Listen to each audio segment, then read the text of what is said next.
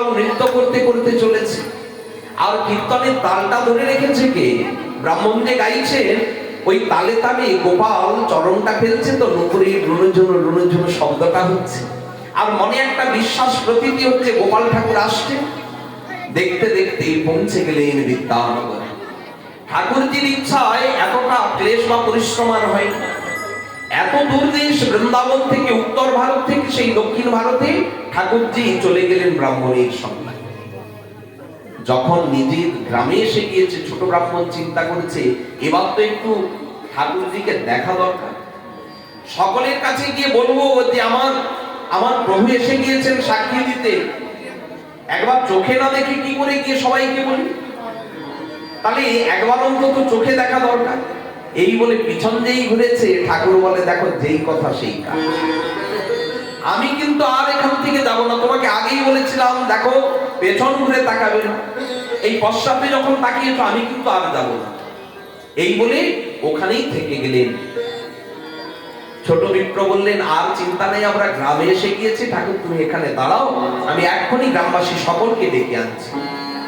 যখন ছুটে গেলেন সকল গ্রামবাসীকে বললেন, সকলে তো শুনে তার অবাক হয়ে গেল। বিগ্রহ এসেছে সাক্ষী দিতে, এ তো বিশ্বাসই হয় না। সবাই দৌড়ে দৌড়ে আসছে, ছুটে ছুটে আসছে, দেখি দেখি গোপাল কোথায়। যখন এসেছে, এসে দেখছে গোপাল দাঁড়িয়ে আছে। সবাই তো শ্রদ্ধায় একেবারে দণ্ডবত করছে, ঠাকুর সেই বৃন্দাবন থেকে এসেছে সাক্ষী দিতে। এদিকে বৃদ্ধ ব্রাহ্মণ যখন শুনেছে, উনি তখন দৌড়ে দৌড়ে আসছে, লোকে লোকারণ্য চারিদিকে, সবাইকে সরিয়ে সরিয়ে ভেতরে ঢুকছে। ভেতরে ঢুকেই আর দণ্ডবত হয়ে পড়েছে। প্রভু, এই ব্রহ্মণ্য দেই, তুমি ব্রাহ্মণের বাক্যকে সত্যি করার জন্য সাক্ষী দিতে এসেছো এখানে। প্রভু, মনে আছে তোমার কত আনন্দ হয়েছিল তোমার কাছে যে কদিন আমরা বৃন্দাবনে ছিলাম? ও ঠাকুর, তোমার মনে আছে তোমার সামনে আমি কথা দিয়েছিলাম না আমার কন্যার সঙ্গে এই ছোট ব্রাহ্মণের আমি বিবাহ দেব? সবাই বলে কি বলে, হয় কি বুড়ো, দিব্যি তো মনে আছে। ও কর্তামশাই, আপনার তো দেখি সবই মনে আছে। বলে মনে নেই, কে বলেছে? আরে আপনি তো বলেছিলেন, কি বলতে কি বলেছে আমার কিছু মনে নাই। ওটা যদি না বলতাম গোপাল কি আর সাক্ষী দিতে আসতো? তাই বলে ছোট ব্রাহ্মণকে এত খামোখা দুঃখ কষ্ট দিলে? তা দিয়েছি, তার জন্যই ক্ষমা চাইছি। কিন্তু দেখো, ব্রাহ্মণের বাক্যকে, ভক্তির বাক্যকে রক্ষা করতে ঠাকুরজি সাক্ষী দিতে এসেছে। সকলের সামনে প্রমাণ হয়ে গেল। উনি নিজেই তো স্বীকার করে নিলেন আমার কন্যার সঙ্গে বিবাহের কথা আমি দিয়েছি। বড় ব্রাহ্মণের ছেলেও এসে এই ছোট ব্রাহ্মণের ভক্তি শ্রদ্ধা দেখে সকলেই তো অবাক, তার প্রতি শ্রদ্ধা এসে গেল সকলে। সেই থেকে এই বিগ্রহের নাম হলো সাক্ষী গোপাল।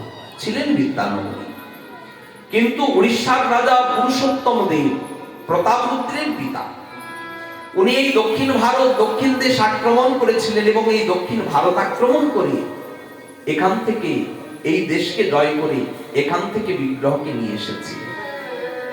এই সাক্ষী গোপালকে আনয়ন করেছিলেন, বলেছিলেন যে ঠাকুর আমার রাজ্যে চলো। উড়িষ্যার রাজা তো ধার্মিকই হয়, তো এই উড়িষ্যার রাজার প্রতি করুণা করতে সাক্ষী গোপাল উড়িষ্যায় চলে আসে। সেই থেকে উড়িষ্যায় কটকে সাক্ষী গোপালের স্থিতি। মহাপ্রভুকে নিতাই চাঁদ যখন এই সব বিবরণগুলি বললে, প্রভু খুব আনন্দিত হলেন। আহা, এত ঠাকুরের ভক্তের প্রতি করুণা, ভক্তবৎসল প্রভু। দেখো বিগ্রহ রূপ হয়েও কেমন তার অপ্রাকৃত লীলা। সাধারণ জগতে তিনি নিজে হেঁটে হেঁটে আসছেন শুধুমাত্র ভক্তের জন্য সাক্ষী দিতে। মহানন্দে ওই সাক্ষী গোপালের কাছে সেই রাত্রি থাকলেন। কৃষ্ণ কথায় কেটে গেল। সারা রাত্রি প্রেমানন্দে নাম সংকীর্তন করলেন। প্রভাত কাল হতে প্রভাতে চলিলা মঙ্গল আরতি দেখিয়া। সকাল হতে মঙ্গল আরতি দর্শন করলেন। সেখান থেকে ভুবনেশ্বর পথে জয়িছে করিলা গমন। বিস্তারি বর্ণী আছেন ইহা দাস বৃন্দাবন। বৃন্দাবন দাস ঠাকুর খুব সুন্দর বর্ণনা করেছে চৈতন্য ভাগবতে। এখানে ভুবনেশ্বরী মহাদেব রয়েছেন, ভুবনেশ্বর মহাদেব। সে কারণে এই স্থানের নাম হচ্ছে ভুবনেশ্বর। দেখুন, যত যত শিব মূর্তি আছে তার মধ্যে ভুবনেশ্বর আমাদের বৈষ্ণব জগতের কাছে এক বিশেষত্ব, বিশেষ বার্তা বহন করে, জগতের জন্যই বিশেষ বার্তা বহন করে। কারণ সব জায়গায় শিব কিন্তু বৈষ্ণব আচরণশীল নয়। উনি আচরণশীল, কিন্তু সেবকরা সেই আচরণটা রক্ষা করেন। কোন জায়গায় ঠাকুরজির প্রসাদ শিবজিকে দেওয়া হয়, ও জায়গায় ঠাকুরজির চরণের ফুল তুলসী শিবের মস্তকে দেওয়া হয়। ঠাকুরজি তো ওনার প্রসাদী ছাড়া কিছু নেন না। বৈষ্ণব কি অন্য কোনো বস্তু নেবেন? ঠাকুরজির যে কোনো প্রসাদী দ্রব্য তিনি গ্রাম নেবেন, মস্তকে ধরবেন, বুকে ধরবেন, এটাই নিয়ম। ভুবনেশ্বরে কিন্তু এখানে স্বয়ং জগন্নাথ দেব রয়েছে। আগে জগন্নাথের ভোগ লাগবে, সেই মহাপ্রসাদ নিয়ে এসে বৈষ্ণবানন্দী যথাসম্ভব ভুবনেশ্বর মহাদেবকে দেওয়া হয়। এখানে এ কারণে বৈষ্ণবেরও প্রসাদ গ্রহণে কোনো বাধা থাকে না, কারণ সেখানে ঠাকুরজির প্রসাদ মহাদেবকে দিয়ে তারপরে সকল ভক্তবৃন্দ পায়। বৈষ্ণব জ্ঞানী পূজা, বৈষ্ণব স্বরূপেই পূজা, এ কারণে এখানে প্রসাদ গ্রহণে কোনো বাধা হয় না। মহাপ্রভু সেই ভুবনেশ্বর মহাদেবকে দর্শন করে আনন্দে বহু সময় নৃত্য করলেন। এরপরে প্রভু সেখান থেকে গেলেন কমলাপুর। এখানে ভার্গী নদী প্রবাহিত হচ্ছে। এই ভার্গী নদীকে দেখে প্রভুর যেন বৃন্দাবন স্মৃতি জাগল। চারিদিকে কি সুন্দর বৃক্ষ তরুলতাগুলি, নারিকেল সারি সারি গাছ, আর এত স্বচ্ছ জল প্রবাহিত হচ্ছে। প্রভু মনে মনে ভাবলেন, এই কি সেই যমুনা? যমুনার ভ্রমে প্রভু আনন্দে এই ভার্গী নদীতে স্নান করতে নামলেন। আর স্নান করবেন যখন, সন্ন্যাসীর হাতে দণ্ড থাকে না, এটা সেই শঙ্করাচার্যের আমল থেকে চলে আসছে। তো মহাপ্রভুর হাতে যে দণ্ডটা ছিল, সেই দণ্ডটা নিয়ে উনি স্নান করবেন। দণ্ডটা তাই নিতাই চাঁদের হাতে ধরিয়েছে। নিতাই, দণ্ডটা ধরো, আমি একটু স্নান করে উঠে আসছি। যেই নিতাইয়ের হাতে দিয়েছে, দণ্ডের উপরে নিতাই চাঁদের খুব রাগ। আচ্ছা, আমি যাকে হৃদয়ে ধরে ঘুরে বেড়াই, আর সেই প্রভু তোমাকে হাতে ধরে তোমাকে বইবে, এ কি প্রাণেশ্বর? আমি তাকে হৃদয়ে ধরে বয়ে বয়ে বেড়াই, সে যদি অন্য কিছু একটা বয়ে নিয়ে যায়, তাহলে প্রভুর থেকেও কি তুমি বড়? কোথায় প্রভুর সেবা করবে তা নয়, প্রভুর হাতে তুমি সেবা নিচ্ছ, তুমি কি প্রভুর থেকে বড় নাকি? দেখি তো তোমার কত বল, কত শক্তি। একেবারে 3 খণ্ড করে ওই দণ্ডকে ভেঙে ভার্গী নদীতে ভাসিয়ে দিলেন। যাও সঙ্গে যাও। প্রভু তো এদিকে আবেশে আত্মহারা, দণ্ডের কথা স্মরণ নাই। স্নান আদি করে পাশে কপোতেশ্বর মহাদেব, বেশিরভাগ সময় জলের নিচেই থাকে। এখানে অনেকটা নিচুতে পাশেই একটা পুষ্করিণী আছে।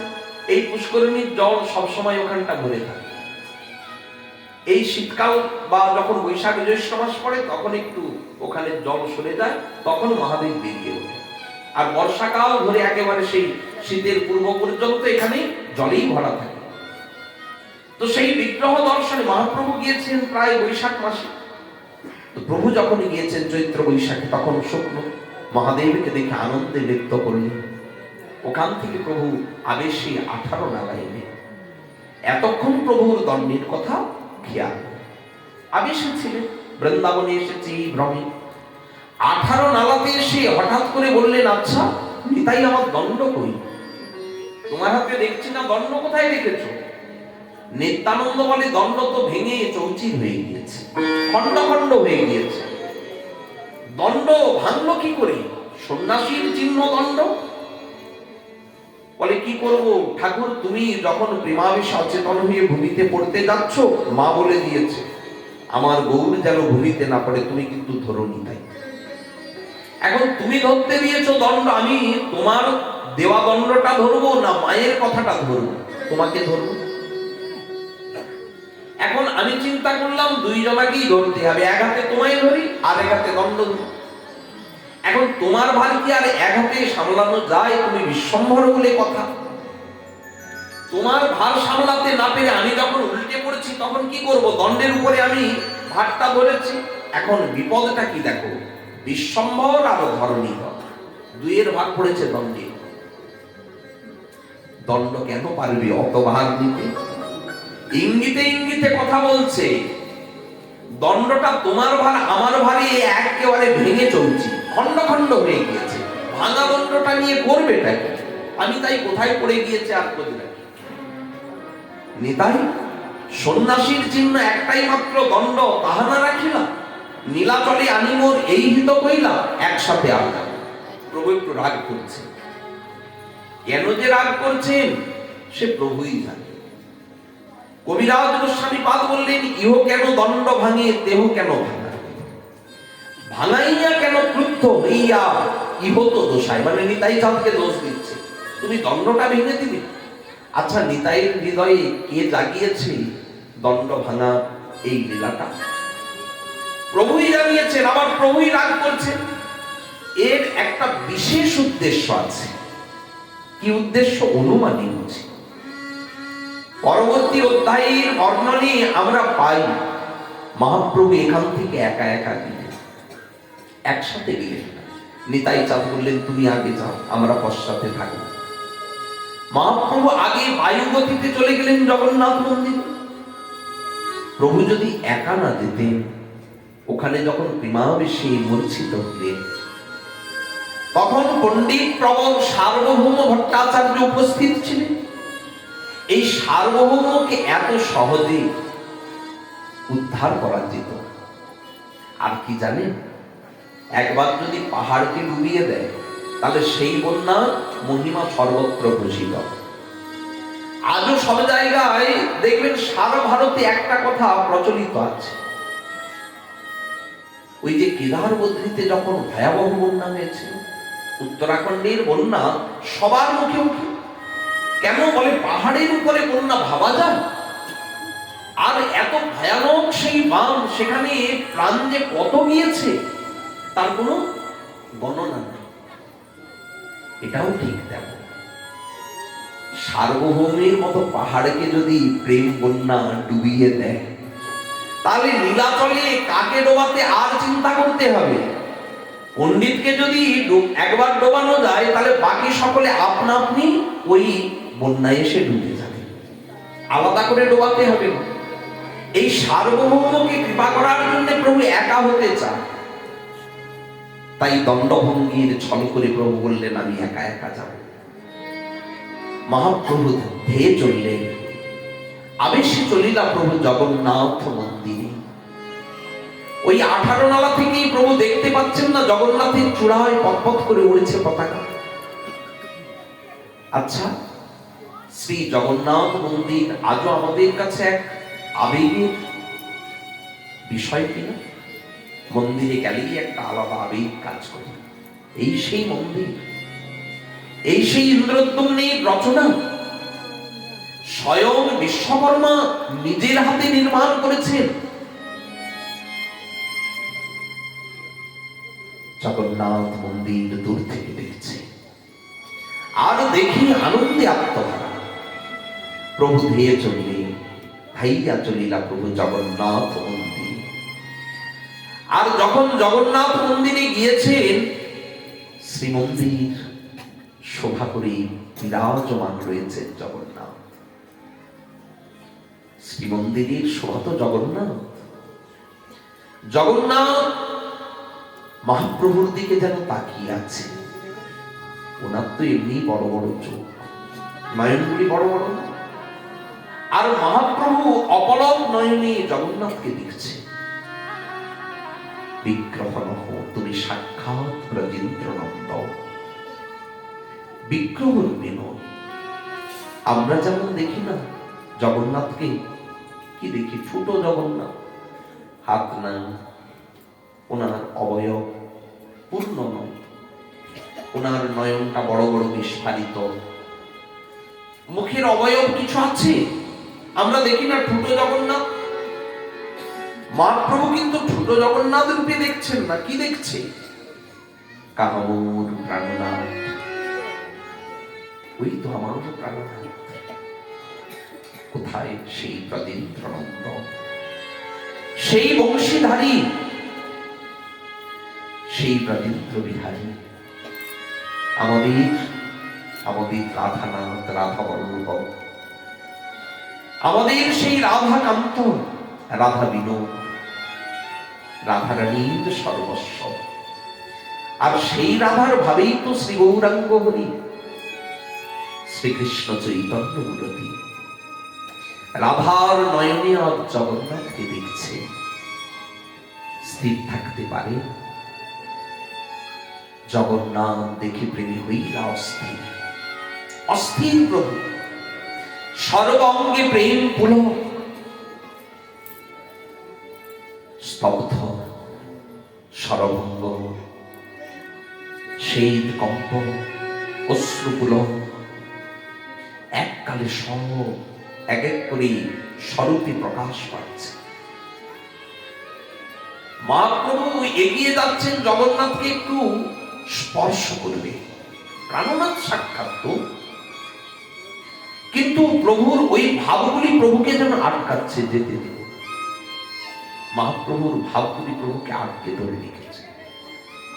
যত বাধা হয় প্রেম তত উৎকর্ষতা পায়। আজ মহাপ্রভু প্রেমে আর স্থির থাকতে না পেরে ওখানেই মূর্ছিত হয়ে পড়লেন। দৈবে সার্বভৌম সেই কালে করেন ঈশ্বর দর্শন। জগন্নাথ দেব দর্শন করছেন, হঠাৎ দেখলেন অপরূপ এক সন্ন্যাসী বাহু দুটো প্রসারিত করে প্রাণনাথ প্রাণনাথ বলে ছুটে যাচ্ছিল। আর ওখানেই ভূমিতে মূর্ছা গেল, আছাড় খেয়ে প্রভু পড়ে গেলেন। ছুটে গেলেন সার্বভৌম। অনেক পান্ডা পড়েছে, ওরা বলছে আরে কে কে আমাদের জগন্নাথকে ছুঁয়ে দেবে, ধরো ধরো। সবাইকে নিবারণ করলেন, সরো সরো, সন্ন্যাসী দেখছো না? কেউ ছোবে না, দাঁড়াও। দেখছে ওমা প্রাণী বেঁচে আছে তো, প্রাণীর চিহ্ন মাত্র নাই। তাড়াতাড়ি করে পূজকগণকে বললেন একটু তুলো নিয়ে এসো। নারীটা ধরছে, হৃদস্পন্দন খুঁজে পাচ্ছে, হৃদস্পন্দন নাই। আচ্ছা, উদকটাও তো স্পন্দিত হচ্ছে। মানুষ ঘুমিয়ে থাকলে দেখবেন বুকটা ওঠানামা করে, উদরটা স্পন্দিত হয়। নারীর স্পন্দন নাই, নারী উদর স্পন্দন। তখন তাড়াতাড়ি করে একটু তুলো নিয়ে এসে নাসা অগ্রে ধরলে, ঈষৎ চলই তুলি দেখি ধৈর্য হইল। হালকা একটু তুলোটা নড়ছে, বুঝলেন তাহলে প্রাণটা এখনো আছে, এখনো প্রাণটা যায়নি। দেখো দেখো, এখানে জগন্নাথের সেবা কার্যে অনেক বিলম্ব হবে, এক কাজ করো, একে নিয়ে আমার ঘরে চলো। সার্বভৌম আপন গৃহে নিয়ে গেলে, আর ঘরে নিয়ে গিয়ে সব লক্ষণগুলি এক এক পরীক্ষা করছে। বশী ভট্টাচার্য মনে করেন বিচার, এই কৃষ্ণ মহাপ্রেমের এ তো সাত্বিক বিকার। আমি শাস্ত্রে পড়েছি, পণ্ডিত তো উনি, এ যে জগতে সম্ভব এই প্রেম তো নৃলোকে না হয়। যদি হয় তার যোগ, ওই প্রেমের যদি যোগ হয়, না হয় তার বিয়োগ।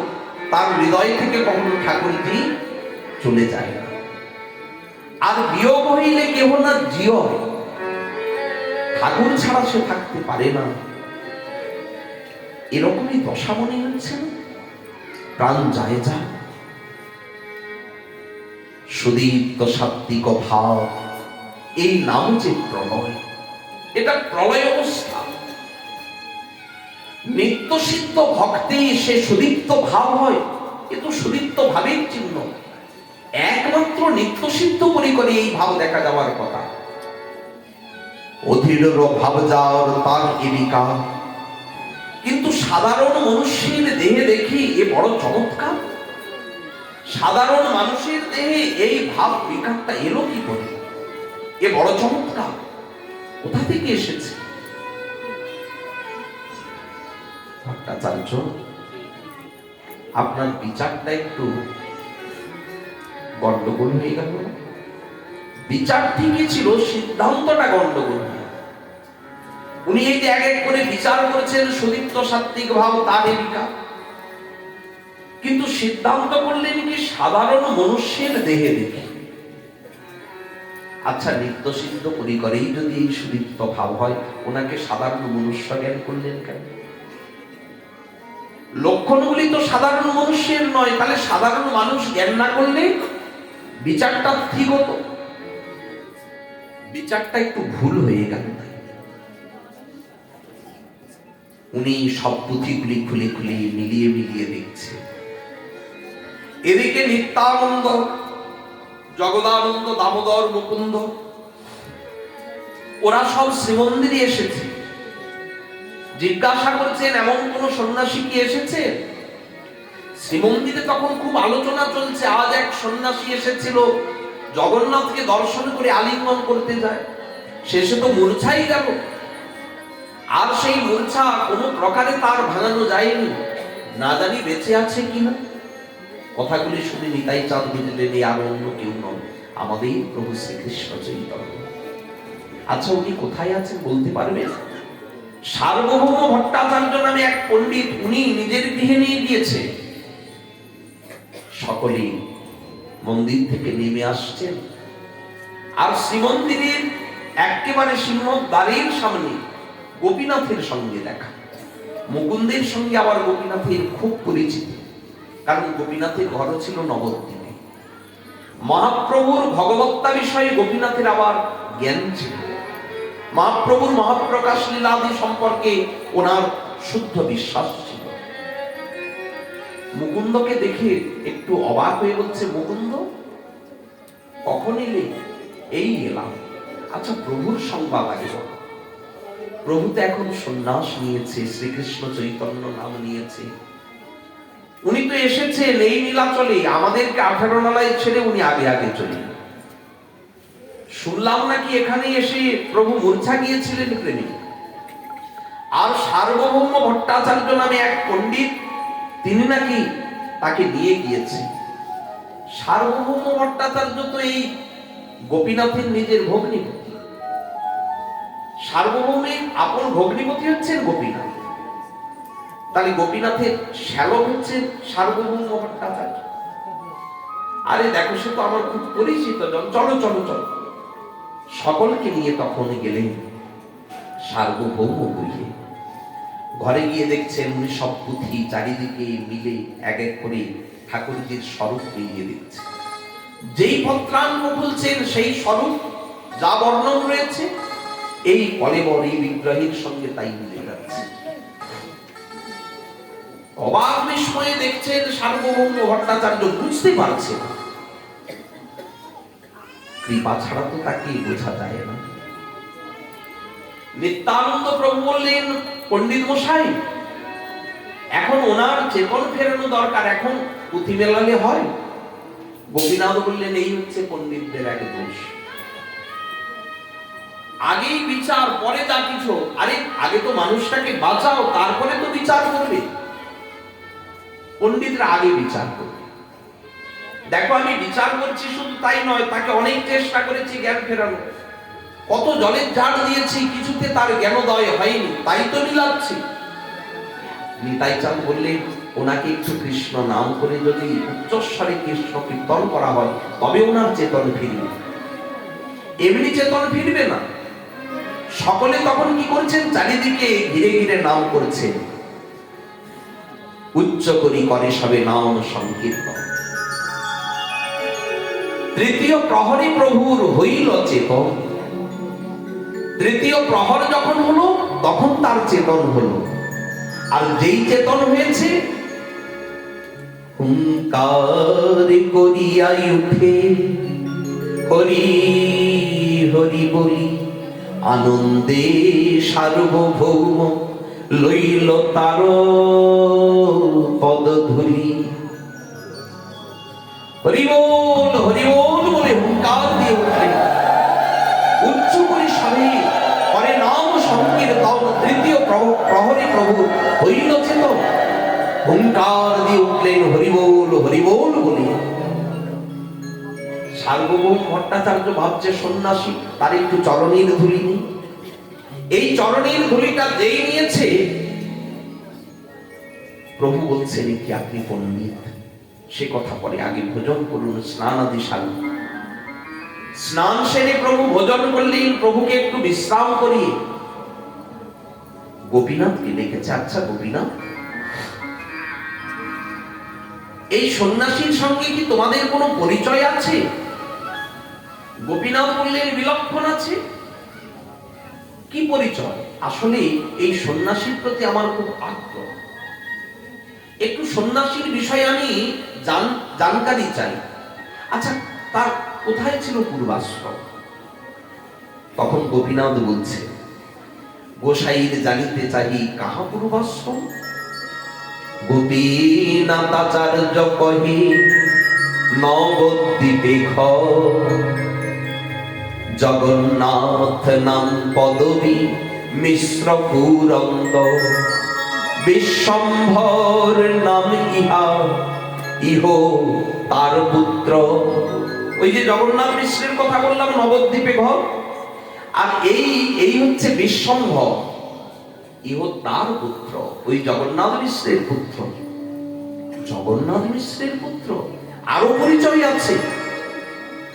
বিশ্বম্ভর নাম ইহা তার ইহ পুত্র, নীলাম্বর চক্রবর্তী হয়েন দৌহিত্র।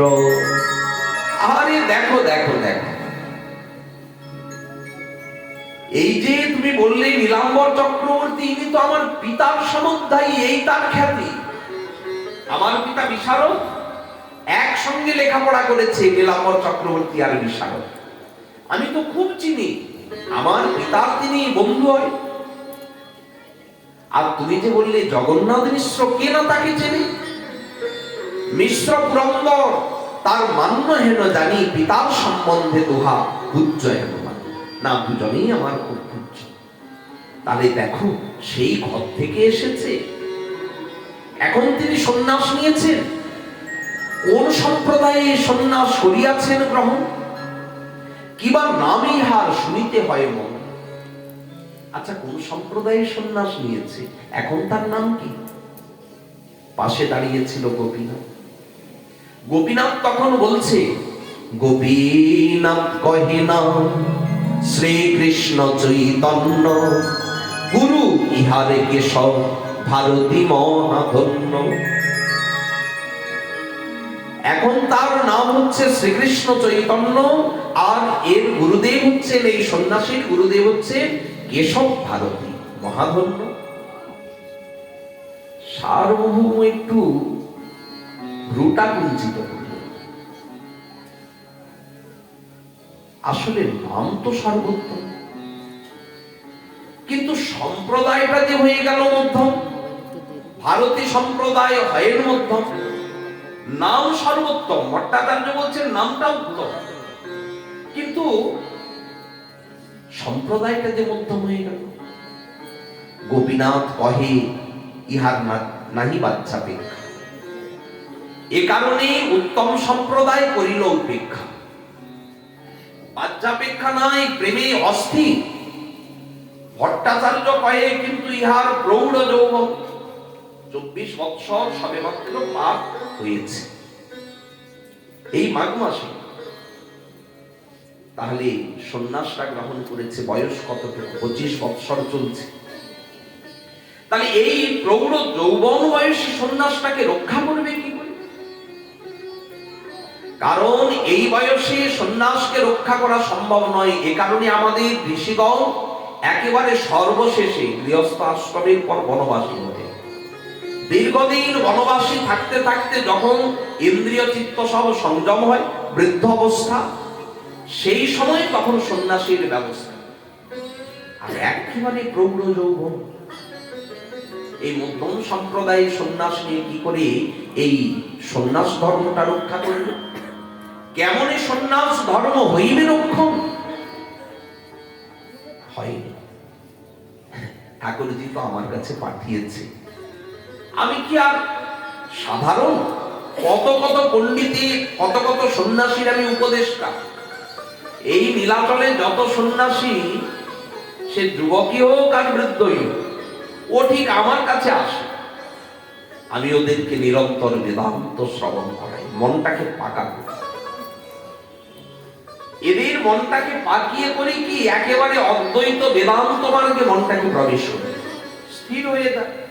ব্রহ্ম ছাড়া জগতে আর কিছু দেখে, ব্রহ্মময় হয়ে যায়। চিন্তা নাই, নিরন্তর ইহারে আমি বেদান্ত শোনাই। আর যদি তারপরেও আমার কিছু মনে হয়, কি আছে, আমার কাছে তো বিধান আছে, আমি পণ্ডিত, উত্তম সম্প্রদায়কে ডেকে এনে পুনরায় সংস্কার করিয়ে দেব, পুনরায় যোগ করতে দেব। গোপীনাথ বললেন, একটা কথা বলবো ভট্টাচার্য, তুমি ইহার না জানো। আচ্ছা, আমি জানি না যেটা, তাহলে তুমি সেটা আমাকে শোনাও, বলো কি মহিমা তা। তুমি তো সবই বললে যে ইনি নীলাম্বর চক্রবর্তীর নাতি, ইনি জগন্নাথ মিশ্রের পুত্র, এনার গুরুদেব কেশব ভারতী, নাম শ্রীকৃষ্ণ চৈতন্য, আর কি জানা বাকি আছে তাহলে বলো। ভগবত তার দেহ হয় না সীমা। এই হচ্ছে দোষ। দোষটা কার হয়? প্রবাদ কি বলে, মূর্খের অশেষ দোষ। প্রবাদ আছে কিনা? লেখাপড়া তো করবে না গোপীনাথ, যাকে তাকে ভগবান বলে দেই দেই করে না। আসলেই কিন্তু তাই। জগতে দেখবেন এখন ভগবান ছড়াছড়ি, হরিলুটের মতো ভগবান লুট হচ্ছে। জগতে কত ঈশ্বর যে এখন সমাজে আমরা দেখতে পাই। আচ্ছা, সকলেই কি তাহলে ঈশ্বর? বললেন না। অশাস্ত্রীয় কখনো ঈশ্বর তত্ত্ব হতে পারে। কলিযুগে একজনই জগদীশ্বর, তিনি শ্রীকৃষ্ণ চৈতন্য। বাকি যত দেখছেন এগুলি সব ভুইফোড় গজিয়ে ওঠা। মহাপুরুষ মানতে পারে, ধর্মের প্রচারক মানতে পারে, কিন্তু তাই বলে ঈশ্বর রূপে চরণে তুলসী দেওয়া এটা সমীচীন। এই কলিযুগে যদি কোনো ঈশ্বরের চরণে তুলসী দিতে হয়, সে নিতাই গৌর সীতানাথ প্রভুর চরণে, আর কারোর চরণে দেওয়া যাবে না। দিলে অপরাধের ভাগিদার হতে। তাহলে এই যে জগতে এতজন বিভিন্ন জনকে ঈশ্বর বলে বর্ণনা করছে, বললেন এরা শাস্ত্র পড়ে না, শাস্ত্রের ধার ধারে না।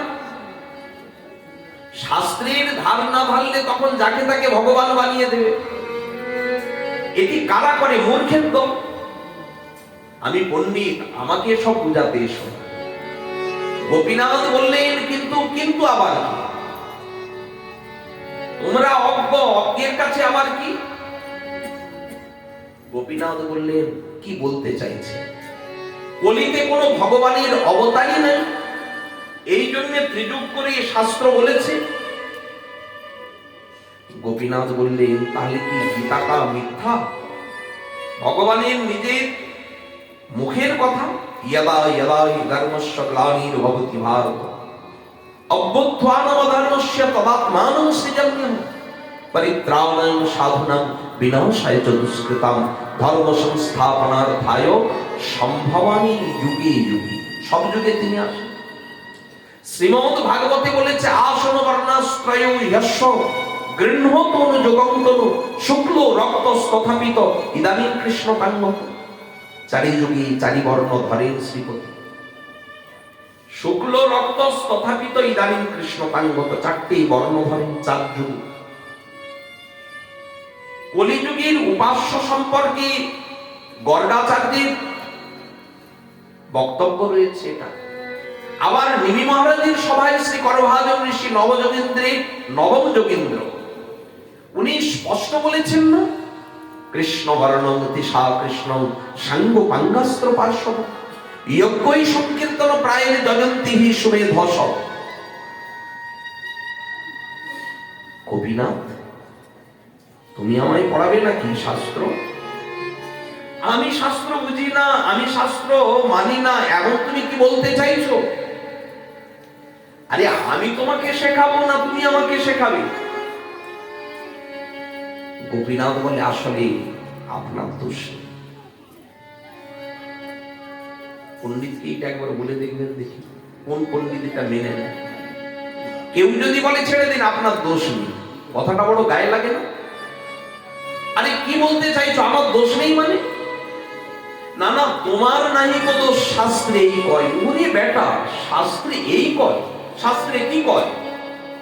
আমায় কি শাস্ত্র শেখাবে নাকি? শ্যালকার ভগ্নিপতি, এ দ্বন্দ্ব চিরকাল। এ কি আর আজকের দ্বন্দ্ব? গোপীনাথ বলছেন তোমার নাহি কো দোষ শাস্ত্রে এই কয়। কি কয়? পাণ্ডিতাদ্যেশ্বর তত্ত্ব কভু জ্ঞাত। পণ্ডিত জানবে না, তাহলে জানবে মূর্খ, এই তোমার বক্তব্য? তা তো হবে, তুমি নিজে মূর্খ, এই জন্য মূর্খের দলকে তুমি প্রশংসায় ভরাচ্ছ। গোপীনাথ বললেন না না, তা নয়। মূর্খ কি করে বুঝবে? পণ্ডিত বুঝতে পারবে না, মূর্খ বুঝতে পারবে না, তাহলে বুঝবেটা কি? তথাপি তে দেব পদাম্বুজদ্বয় প্রসাদলেশানু গৃহীত ইব জানাতি তত্যং ভগবান মহিম্ন ন চান্যং একয়োপি চিরং বিচিন্য। এ কথা ব্রহ্মা বলেছে। আরে তোমার বুদ্ধি শুদ্ধি কতটা, তোমার জ্ঞান কতটা, তার থেকে ব্রহ্মার বুদ্ধি তো কম না, শতগুণ অধিক ব্রহ্মার জ্ঞান। তো তিনি চিনতে পারছেন না, শেষে এসে ক্ষমা চেয়ে বলছে আমার দোষ নাই ঠাকুর। ঠাকুর বলছে তাহলে তুমি যে চুরি করলে এ দোষটা কি তাহলে আমার? ব্রহ্মা বলে তা বলতে পারবো না, তবে একটা কথা, তুমি কৃপা না করলে কি আর তোমাকে চেনা যায়? তাহলে তুমি আমায় কৃপা করনি, তাই তো আমি চিনতে পারিনি, আমার দোষটা কি?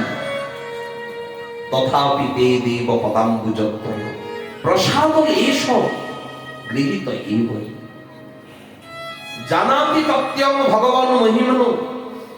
সেই জানতে পারে তোমার তত্ত্ব যাকে তুমি কৃপা করো। ন চান্যং একয়োপি, একজনও এছাড়া জানতে পারে না, যত বড় বিদ্বান হোক, তোমার কৃপা ছাড়া তোমাকে জানা যায় না। যদ্যপি জগৎ গুরু তুমি শাস্ত্র জ্ঞানবান, তোমার সম পৃথিবীতে পণ্ডিত নাহি তোমারও সমান। ঈশ্বরের কৃপালে নাহি কো তোমাতে, তাই তো ঈশ্বর তত্ত্ব তুমি না পারো চিনতে। আরে কি বলবো, নিজের চোখে তুমি দেখিয়াছো ঈশ্বর লক্ষণ, তুমি তোমার চোখে দেখেছো ঈশ্বরের লক্ষণগুলি, সুদীপ্ত সাত্বিক ভাব, তার বিকাশ আমি তো দেখি। তবে একটা কথা বলি, ঊষর ভূমিতে বীজের বপন করে কোনো লাভ নেই। আমি এখন যত কথাই তোমাকে বলি, এই কথাগুলি তোমার বুদ্ধি দিতে পারবে না।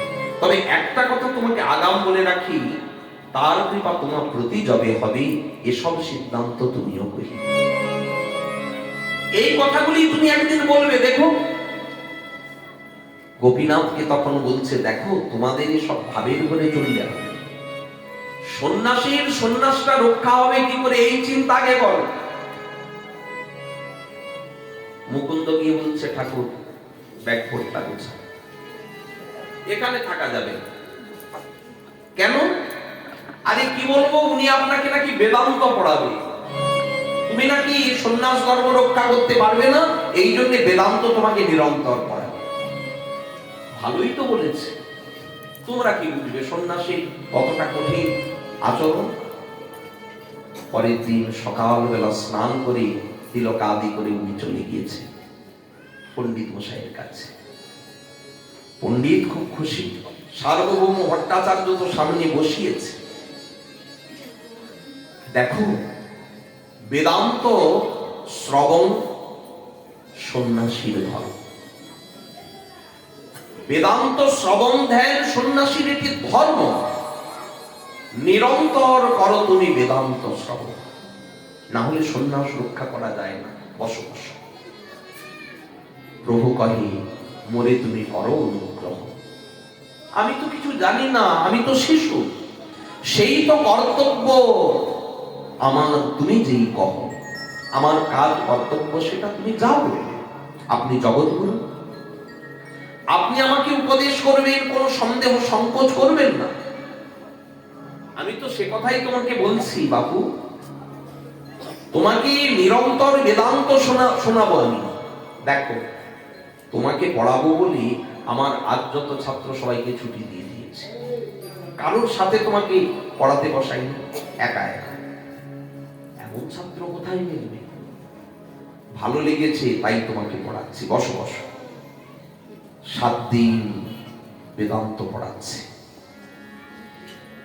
7 দিন পর্যন্ত ইচ্ছে করেন শ্রবণী গড়গড় করে বেদান্তের সূত্র বলছে। আবার শঙ্করাচার্যের ভাষ্য, ওই সূত্রের যে ভাষ্য, সেগুলি সব ব্যাখ্যা করে সব শোনাচ্ছে। প্রভু ঘাটটা নিচু করে শুনছে, বসি মাত্র শুনে। 7 দিন কেটে গিয়েছে, ভট্টাচার্যের একটু সন্দেহ হচ্ছে। ভালো মন্দ নাহি কহ রহ মৌন ধরি। ও শ্রীকৃষ্ণ চৈতন্য, তুমি তো ভালো বলছো না মন্দ বলছো না? গানটা ঢুকিয়ে মাথাটা নিচু করে মৌন হয়ে বসে আছো। আমি যা কিছু পড়াচ্ছি ভালো মন্দ সব বুঝতে পারছো, বুঝো কি না বুঝো ইহা আমি বুঝিতে না। আরে তুমি বুঝতে পারছো কি পারছো না, আমি তো বুঝতে পারছি না। প্রভু কহে মূর্খ আমি নাহি অধ্যায়। আমি মূর্খ, আমার কি লেখাপড়া আছে? সন্ন্যাসীর ধর্ম বলেছেন বেদান্ত শ্রবণ, তোমার আজ্ঞাতে তাই করি বেদান্ত শ্রবণ। সন্ন্যাসীর ধর্ম লাগে শ্রবণ মাত্র করি, তুমি যে পরহ অর্থ বুঝিতে না। আপনি কি বলছেন আমি কিছু বুঝতে পারছি, কঠিন। এগুলি সাধারণ, অনেকে বলে না, দেখবেন কথায় কথায়। এটার ভিতরে একটা রহস্য আছে, সাধারণ কথা। এইটার ভিতরে একটা গভীর কিছু তাৎপর্য আছে, বোঝাতে চাই। বলছেন আসলেই তাই, অনেক বিশাল গভীর বিষয়। শঙ্করাচার্য আমাদেরকে তাই জন্য সহজ করে একটু বুঝিয়েছেন, বেদান্তের সূত্র বলে কথা। দেখবেন কেউ যদি বেদান্ত বিষয়ে যদি পাণ্ডিত্য অর্জন করে, মাটিতে কিন্তু পা পড়তে চায়। আমি বেদান্তি বলে কথা, সাধারণ নাকি? এ বিষয় বড় জটিল। আচ্ছা ঠিক আছে, আমি বুঝিয়ে দেব, কোন জায়গাগুলো বুঝতে পারোনি। প্রভু বলে দুঃখ নেবেন না, আগা থেকে গোড়া পর্যন্ত আমি কিছুই বুঝতে পারি। মানে সেই প্রথম থেকে যে আপনি শুরু করেছেন এ যাবৎ আমি কিচ্ছু বুঝতে পারি। সার্বভৌম ভাবছি এটা ছাত্রের দোষ না শিক্ষকের? শিক্ষকের কিনা, তার মানে আমি একটাও বোঝাতে পারি। আচ্ছা কোনটা বুঝতে পারোনি, কেন বুঝতে পারোনি একটু বলো। প্রভু বললেন বেদান্তের সূত্রগুলো পরিষ্কার বুঝতে পারছি। 555টা দিয়ে বেদান্তের সূত্র একেবারে পরিষ্কার, কিন্তু ভাষ্যগুলি যখন বলছেন মেঘের মতো সব যেন আবরিত হয়ে যাচ্ছে, ঢাকা পড়ে যাচ্ছে সূত্র। মূল অর্থকে আচ্ছাদন করে আপনি কল্পনায় আপনার মতো করে সব বলছেন, অর্থাৎ আপনি ভুল পড়াচ্ছেন। মূল বিষয় যেটি, সেটি আপনার যা কিছু পড়ানো এটা হচ্ছে ভুল। মুখ সামনে কথা। আমার নাম জানো বাসুদেব ভট্টাচার্য, কিন্তু কজন জানে বাসুদেব ভট্টাচার্য বলে সবাই ডাকে সার্বভৌম। এমনি 6টা দর্শন শাস্ত্রকে কণ্ঠস্থ করেছিলাম, সব পণ্ডিত বসে আমাকে এই উপাধি দিয়েছে, আপনি সার্বভৌম। তাহলে আমি ভুল পড়াচ্ছি, এত বড় সাহস তোমার বল? প্রভু বললেন দেখুন, সচ্চিদানন্দ বিগ্রহ, আপনি তাকে বলছেন নিরাকার। যেই শাস্ত্র তাকে সাকার বলে নিরূপণ করেছে, তাকে আবার আপনি বলছেন নিরাকার। সরই সরজ পূর্ণানন্দ বিগ্রহ যাহা, হেন ভগবানে তুমি কহ নিরাকার। সাহস তো কম না। আচ্ছা আপনি বলুন, স্বাভাবিক তিন শক্তি যেই ব্রহ্মে হয়, নিঃশক্তি করিয়া পারি করহ নিশ্চয়। বিষ্ণু পুরাণ বলেছে, বিষ্ণু শক্তি পরাপ্রক্তা ক্ষেত্র ব্যাখ্যা তথা করা অবিদ্যা কর্ম সংজ্ঞান্না তৃতীয়া শক্তির সাথে লাদিনী সন্ধিনী সংবিত্তজ্জিকা সর্বসংস্থিত লাদতাপকারী মিশ্রা তৈন গুণবর্জিতে। আচ্ছা ষড়বিধ ঐশ্বর্য প্রভুর চিৎশক্তি বিলাস, হেন শক্তি নাই মানো পরম সাহস। আপনি মায়াধীশ এবং মায়াবশ, ঈশ্বর এবং জীবের ভিতরে ভেদ, হেন ঈশ্বর সনে জীবের করহ অভেদ। অহং ব্রহ্মাস্মি সো অহং, আমি সেই। উনি হচ্ছেন মায়াধীশ আর জীব হচ্ছে মায়াধীন। এই জীব আর ঈশ্বরের সঙ্গে এক তুলনা। কোথায় ক্ষুদ্রাংশ আর কোথায় বিভু। আরে সাগর দেখবে, সাগর দেখবে, একজন ডাকছে, আরে শান্তিপুরে সাগর, বলে হ্যাঁ আমি একটা বোতলে করে সাগরের জল এনেছি, এই দেখো সাগর। হ্যাঁ ব্যাখ্যা বিশ্লেষণ করলে সাগরের জল এই জল একই, কিন্তু তাই বলে এই বোতলের জলটাকে সাগর বলা যায় না। একই রকম ঈশ্বর, ঈশ্বরের অংশ জীব, সর্বত তিনিও সচ্চিদানন্দ, জীব সচ্চিদানন্দ। তাই বলে ক্ষুদ্র জীব যে মায়ার অধীন হয়ে যায়, তার সঙ্গে কি ঈশ্বরের তুলনা হয়? মায়াধীশ মায়াবশ, ঈশ্বর জীবে ভেদ, হেন জীব শনি ঈশ্বরের করহ হবে। ঈশ্বরের শ্রীবিগ্রহ সচ্চিদানন্দাকার, শ্রীবিগ্রহে কহ সত্য গুণের বিকার। একটা কথা বলবো, শ্রীমদ্ ভাগবত বলছে, আত্মা রামষ্ট মুনয়ো নির্গ্রন্থা পুরুক্রমে কুর্বন্তি অহৈত কিং ভক্তি ইত্যদ্ভুত গুণবলী।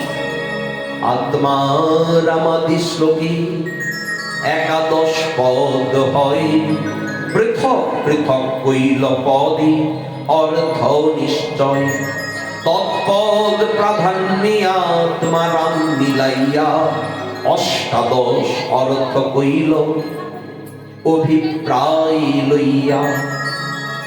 18 প্রকার অর্থ করলে ভগবান তার শক্তি, তার গুণগণ, অচিন্ত প্রভাব তিনি, না যায় কথ।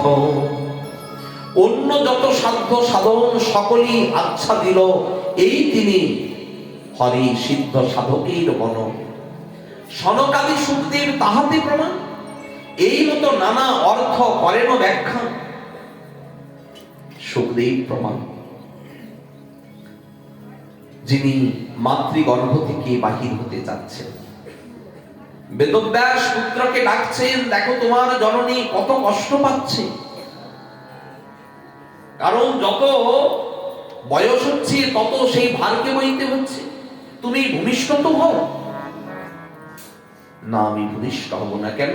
মায়ার ভিতরে আমি প্রবেশ করব। ভগবান স্বয়ং কথা দিলে, চিন্তা নাই, তোমাকে মায়া স্পর্শ করবে না, তুমি বার হও। উনি তখন মাতৃগর্ভ থেকে বেরোলেন, আর বাহির হয়ে সোজা চলে যাচ্ছে বনে। পিতা পেছনে পেছনে ছুটছে। আরে একটা লজ্জা নিবারণের বসন্ত অন্তত না, একটা কৌপিন অন্তত পরিধান করো। পেছনে পেছনে ছুটছে, রে পুত্র রে পুত্র দাঁড়াও। কোন দিকে ধ্যান নাই, সোজা চলেছে। প্রতিধ্বনি হচ্ছে।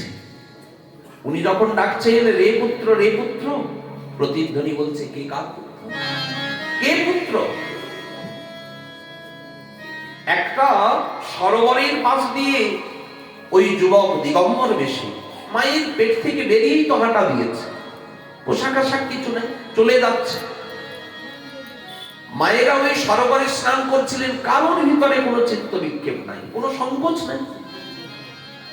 কিন্তু বৃদ্ধ পিতা যখন যাচ্ছে তারা লজ্জিত হয়ে, আশ্চর্য।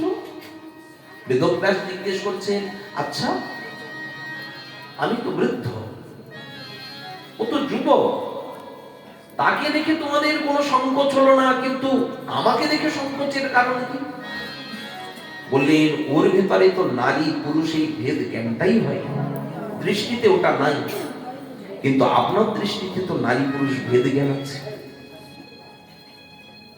বেদব্যাস চিন্তা করলেন, এই পুত্রকে আমি ফিরিয়ে আনতে পারবো। শেষে এক কাঠুরিয়াকে উনি একটা মন্ত্র শিখিয়েছিলেন। কাঠুরিয়াগুলি মাঝে মাঝে এসে বলে, আপনার তপবনে আগে কোনো উৎপাত ছিল না, ইদানিং ভূতের উৎপাত হয়েছে। মানে জ্যোতির্ময় স্বরূপ তো হয়ে গিয়েছেন উনি, ব্রহ্মজ্ঞান, অজ্ঞান থেকে জ্যোতিষ স্বীকৃতিতে বেরোয়, ওরা দেখে মনে করে ভূত এসেছে বলে। তো এসে বলে, দেখুন আপনার এই তপবনে আগে কোনো ভয় ছিল না, এখন ভয় এসে গিয়েছে, ভূত এই তপবনে এখন দেখি আমরা। আচ্ছা, ওই ভূতকে দেখলে না তোমরা একটা মন্ত্র জপ করো, বরহা বিড়ং নটবর বপু করুণায় কর্মিকা বিপ্রদ বাস কনক কপি সং বৈজয়ন্তীন চমান রন্ধ্রান বেনু রধর সুধয়া পুরয়ন গোপবৃন্দই বৃন্দারণ্যং শপথ রমণ প্রাবিশদ গীত কীর্তি কৃষ্ণ রূপ বর্ণনের শ্লোক। যেই একদিন দেখেছে ভয়ে কাঠুরিগুলি সব ওই শ্লোক শুরু করেছে, আর শ্লোকটা যেই উচ্চারণ করেছে, উনি তো এতদিন নয়নমুদ্রিত করেছিলেন, চোখটা খুললে জ্যোতিতে চারিদিক আলোকিত, আস্তে করে উঠে দাঁড়িয়ে এদিকেই আসছে। আরে ভূত ছাড়াবার মন্ত্র বলছি, এ তো দেখি একেবারে ঘাড়ের উপরে চাপতে চায়। যত দৌড়ে পালা হয় ওই ভূত তত তত যাচ্ছে, আর ওরা তত তত ওই মন্ত্রটা আরো উচ্চস্বরে আওড়াচ্ছে। ছুটে গিয়ে কোন ক্রমে বেদব্যাসের কাছে উপস্থিত।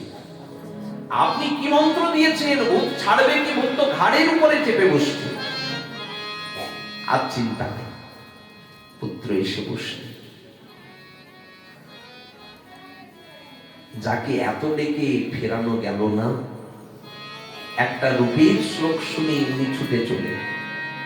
কি আকর্ষণ করেছেন? কৃষ্ণ রূপ, কৃষ্ণ গুণ। চতুর্ষণ মুনিরও একই, সনক, সনন্দন, সনাতন, সনত কুমার, এই সনকাদির শিবম তুলসীর আঘ্রাণী, তাদের সেই ব্রহ্ম জ্ঞান দূরে চলে গেল, কৃষ্ণ প্রেমে তারা আত্মহারা হয়ে গেল। তাই বলছেন সনকাদি সুখদেব তাহাতে প্রমাণ, এই মতো নানা অর্থ করেন ব্যাখ্যা। এই কথাগুলি শুনতে শুনতে সার্বভৌম ভট্টাচার্য ভাবছে, আমি কাকে অধ্যয়ন শিক্ষা দিচ্ছি না, কার সন্ন্যাস রক্ষার চিন্তা আমি করছিলাম। ভট্টাচার্য ভাবছি, আমি তো বড় অপরাধ করে ফেলেছি, ইনি তো সাধারণ মানুষ নন। এত তত্ত্ব জ্ঞান কার হৃদয়ে প্রকাশ পেতে পারি? ঈশ্বর ব্যতীত এত জ্ঞান তো কারণ থাকতে পারে না। আত্মনিন্দা করি লইল প্রভুর শরণ, প্রভুর কৃপা করিবারে তবে হইল মন। শনি ভট্টাচার্যের মনে হয় চমৎকার, প্রভুকে কৃষ্ণ জানি করেন আপনা ধিক্কার। ছি ছি ছি, আমি নিজেকে পণ্ডিত জ্ঞানী অভিমানী, কত অপরাধ করে ফেললাম এই প্রভুর রাতুল চরণে। আত্মনিন্দা করতে লাগলেন, প্রভু আমি অযোগ্য, আমি মূর্খ, আমি অজ্ঞ, আমি ভক্তিহীন, আমি নিরাশ্রিত ব্যক্তি, প্রভু আমাকে দয়া করুন। প্রভুর চরণে শরণ নিলে প্রভুর কৃপা করিবারে তবে হইল মন। প্রভু তখন করুণা করছেন, দেখো আমার রূপখানি। মহাপ্রভু তার নিজ স্বরূপ দেখাচ্ছে। তখন ভট্টাচার্য অপরূপ স্বরূপ দেখছে। দেখাইল আগে তারি চতুর্ভুজ, পাচ্ছে শ্যাম বংশীম স্বকীয় স্বরূপ। আগে দেখলেন শঙ্খ চক্র গদা পদ্মধারী, আবার পশ্চাতে দেখছে দুই হাতে বংশী। আজও শ্রী জগন্নাথ মন্দিরে এই স্বরূপ কিন্তু রয়েছে আঁকা। আজও দক্ষিণ দ্বারে, যেটা দক্ষিণ দ্বার সাগরের দিকে, নামতেই বাম হাতে এই ষড়ভুজ মূর্তি আজও পূজিত। মহাপ্রভুই সর্বেশ্বরেশ্বরেশ্বর, এই জ্ঞানটা এসে গেল। প্রভু দেখালে আর কি স্থির থাকতে পারি? দেখি ভট্টাচার্য পড়ে দণ্ডবত করি, পুন উঠি স্তুতি করি দুই কর জুড়ি। নমো ব্রহ্মণ্য দেবায় গো ব্রহ্মণ্য হিতায় জগদ্ধিতায় কৃষ্ণায় গোবিন্দায় নমো নমো। এই ভট্টাচার্য হয়ে গেলেন মহাপ্রভুর চরণে একনিষ্ঠ ভক্ত, প্রেমিক ভক্ত। উনি রচনা করছে উজ্জ্বল বরণ গৌর বরদেহ, বিলসিত নিরবধি ভাব বিদেহ। এত উজ্জ্বল কান্তি কোথায় পেলেন? রাধার শ্রীঅঙ্গের কান্তি শ্যামঙ্গের উপরে আচ্ছাদিত হয়েছে, আবরিত হয়েছে। তাই বহির গৌরং অন্তঃকৃষ্ণ, ভেতরটা কৃষ্ণ কিন্তু বাইরে তো গৌর। আজকে সেই রূপ, আজ কেমন উজ্জ্বল বরণ গৌর বরদেহ, বিলসিত নিরবধি ভাব বিদেহ। সারা অঙ্গে ভাব বিকারগুলি যেন খেলা করছে। ত্রিভুবন পাবন কৃপয়ালীশ তং প্রণমামি চ শ্রী শচীতনয়। আমি সেই শচীনন্দনের প্রণাম নিবেদন করি। তং প্রণমামি চ শ্রী শচীতনয়। শচীতনয়াষ্টক উনি বর্ণনা করলেন। একদিন তালপাতায় দুটো শ্লোক লিখে পাঠিয়েছে, আর বলেছে এটা মহাপ্রভুর হাতে দিয়ে। তো যখন ভক্ত নিয়ে যাচ্ছে, স্বরূপ বললেন কি কি হাতে তোমার দেখি? দেখলেন অপরূপ দুইটি সিদ্ধান্তের শ্লোক।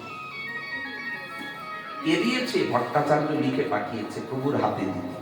দাঁড়াও দাঁড়াও, ওই শ্লোকগুলি দেখে বললেন কি দেওয়ালে ভিত্তে শ্লোকগুলি লিখে দিন।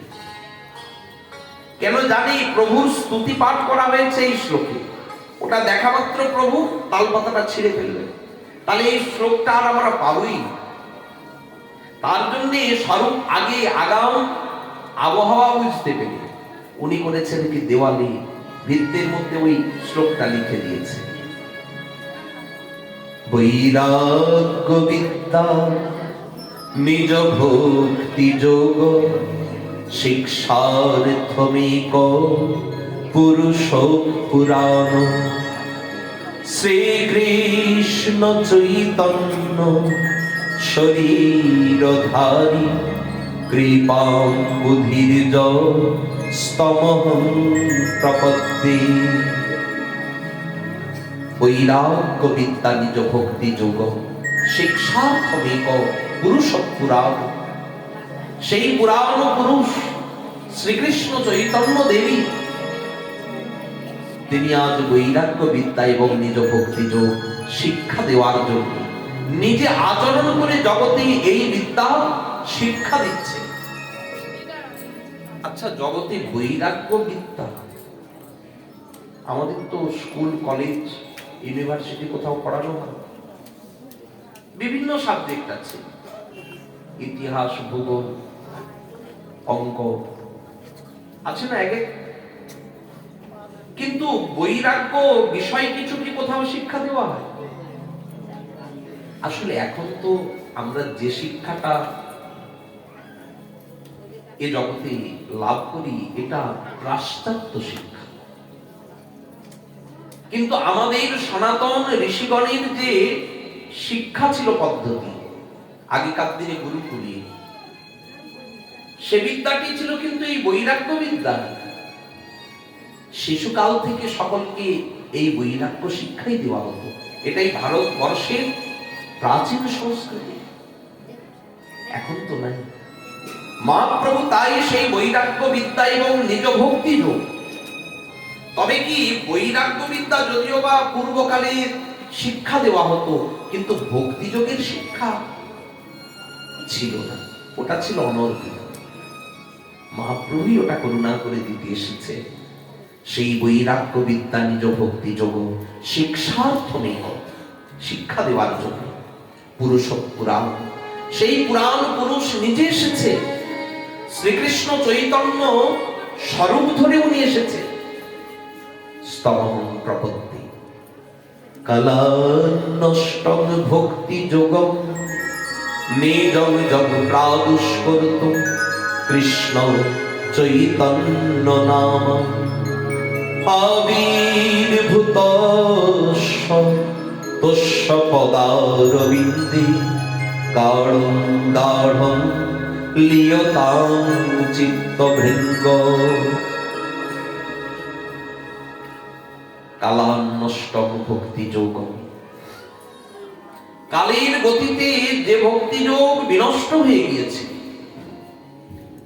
কালান্নষ্ট ভক্তি যোগম নিজম যখন প্রাদুষ্কর্ত কৃষ্ণ চৈতন্য নাম, কৃষ্ণ চৈতন্য নামে উনি আবির্ভূত হয়েছে। আবির্ভূত কেন? এই ভক্তি যোগ তিনি সকলকে বিলাবেন। তুষ্য পদারবিন্দে গাঢ়ং গাঢ়ং লিয়তাং চিত্তভৃঙ্গ। হে মন মধুকর, হে মনোভ্রম, তুমি গাঢ় গাঢ় রূপে এই মহাপ্রভু চরণটিকে আশ্রয় করে নাও। এই শ্লোক দুটো সত্যি মহাপ্রভুর কাছে নিয়ে যেতে প্রভু ছিঁড়ে ফেললেন তালপাতা, যাতে কেউ এটা দেখতে না পায়। কিন্তু সব ভক্ত না ওই দেওয়ালের মধ্যে শ্লোক দুটো দেখে দেখে আর মুখস্থ সব বলতে লাগে, আওড়াতে লাগে। প্রভু তোমার মহিমা তুমি কি করে ঢাকবে?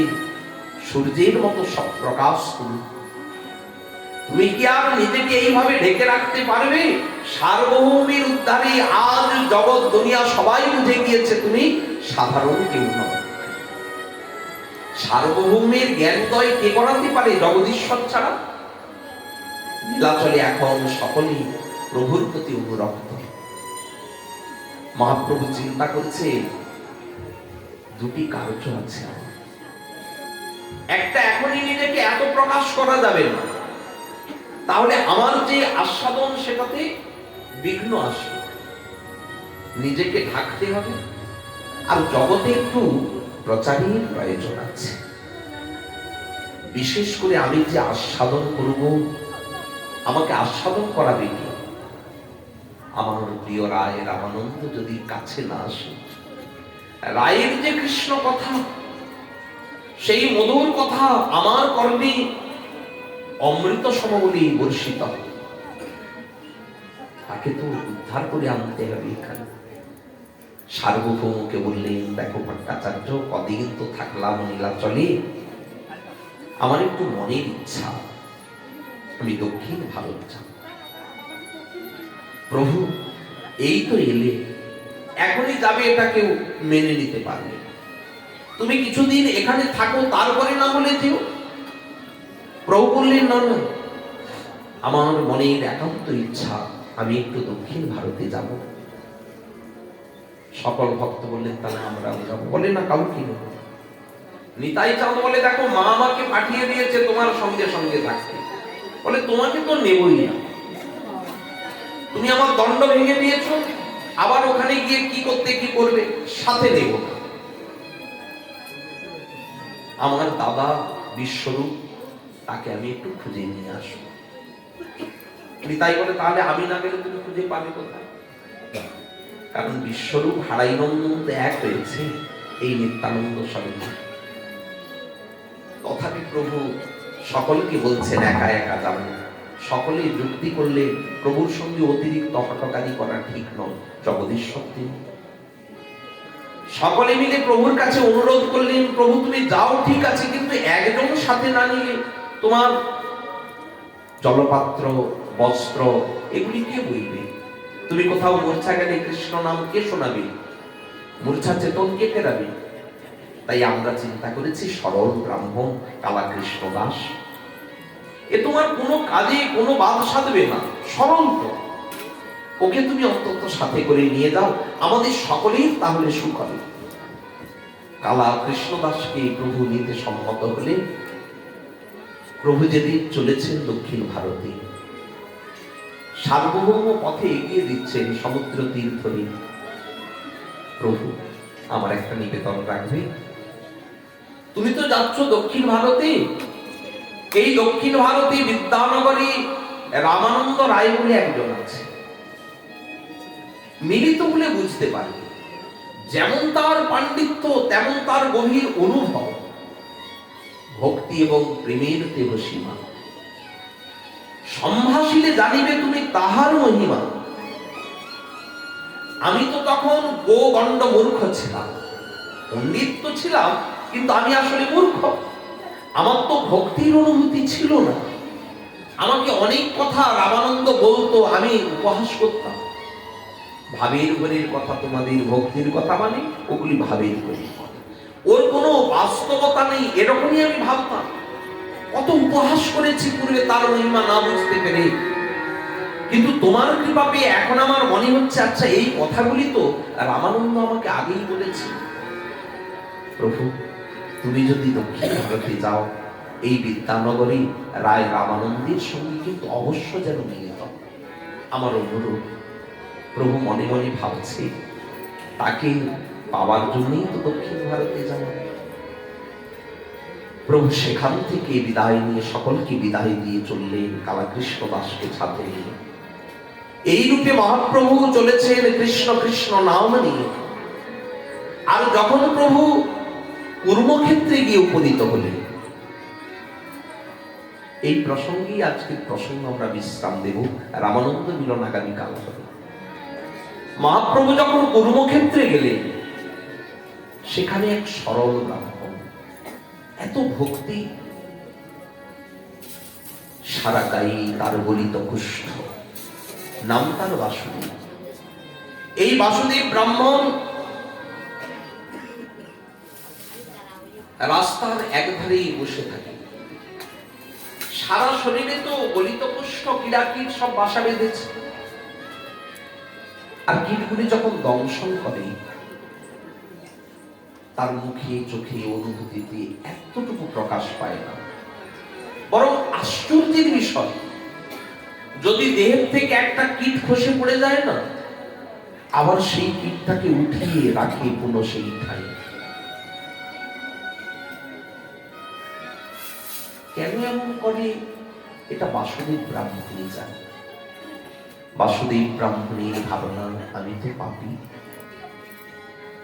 আমি পাপী না হলে আমার সারা শরীরে তো কুষ্ঠ হতো না। কুষ্ঠ কেন হয়েছে? আমি পাপী। আমার দেহটা তো জন্ম নিচ্ছে, মরণ হচ্ছে না, তাহলে কত পাপী। যম মহারাজ ভাবে এই পাপীকে যদি নিয়ে যাই, আমার নরকটা অপবিত্র হয়ে যায়, তাই নেই না। তাহলে এই দেহটাকে কেউ ভালোবাসে, কিন্তু এই কীটগুলি আমার বন্ধু। আমার দেহটা তো অপবিত্র, এই কীটগুলি আমার বন্ধু, আমার মিত্রের কাজ করছে। কি মিত্রের কাজ? এই কীটগুলি আমার এই দেহটাকে মাটি করে দিতে চায়। মাটি তো পবিত্র, সর্বক্ষণ মৃত্তিকা পবিত্র। তো এই দেহটা যদি আমার মাটি হয়ে যায়, তাই কীটগুলিকে উঠিয়ে রাখে পুরো সেই ঠাই। মহাপ্রভু তার ভাব দেখেছে। সেই ব্রাহ্মণও শুনেছে অপূর্ব এক সন্ন্যাসী এসেছে, দেখতে এসেছে। প্রভুকে যখন প্রণাম করছে না, একটু দূর থেকে সারা শরীরে দুর্গন্ধ, কীট বাসা বেঁধেছে, কুষ্ঠ, দণ্ডবত করছে দূর থেকে। প্রভু ডাকছে, এসো। প্রভু আমাকে ছুঁয়ো না, এসো তুমি কাছে। গলিত কুষ্ঠ সারা অঙ্গে, বারবার বলছে প্রভু আমাকে ছুঁয়ো না, ছুঁয়ো না। প্রভু সে কথা শুনলে তো কারোর হৃদয়ে যদি ভক্তি থাকে, প্রভু কি তাকে পর ভাবতে পারে? আপন যদি ভাবে তার শরীরে কাদা আছে কি কি আছে এসব বিচার তো করেন। ক্লেদ কাদা কিছু বিচার করে? প্রিয়জন, প্রিয়জন পেলেই জড়িয়ে ধরে। মহাপ্রভু জোর করে গিয়ে ওই ব্রাহ্মণকে জড়িয়ে ধরেছে। প্রভু ছেড়ে দাও, এই সন্ন্যাসী আমাকে ছেড়ে দাও, আমার সারা শরীর অপবিত্র, আমি পাপী, আমি অপরাধী। তাকিয়ে তো দেখো। ব্রাহ্মণ তাকিয়ে দেখছে সারা শরীর গন্ধর্বের মতো, আর শরীরে কুষ্ঠ নেই।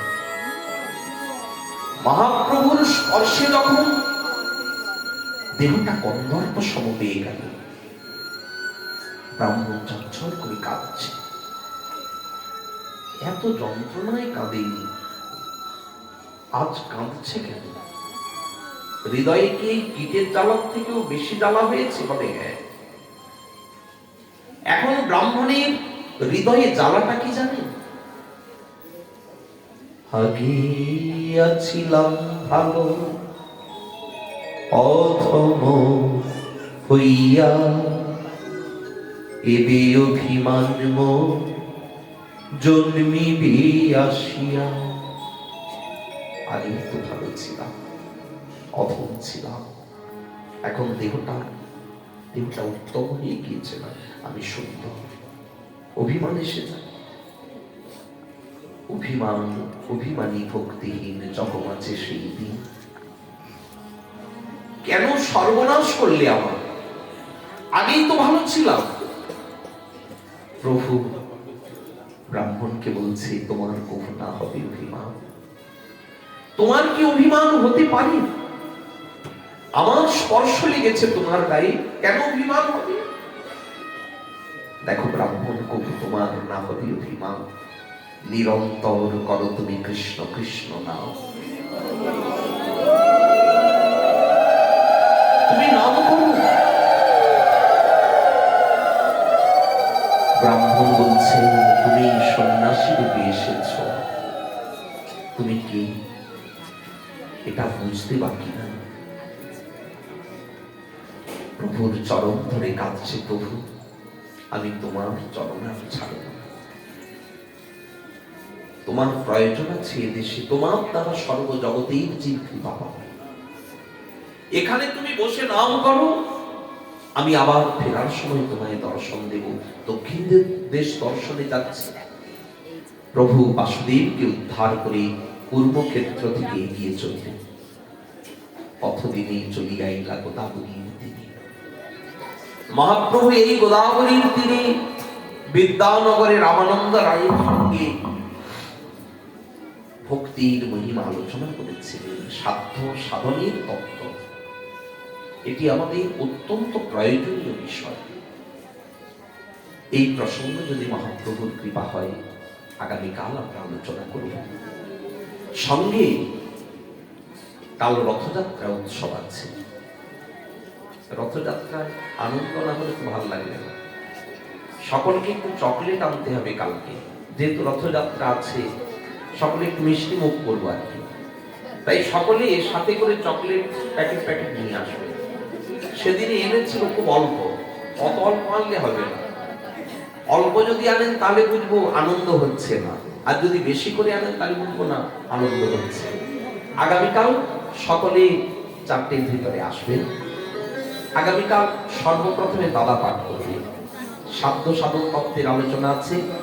আপনাদের সকলের তো খুব পরিচিত এবং প্রিয়জন।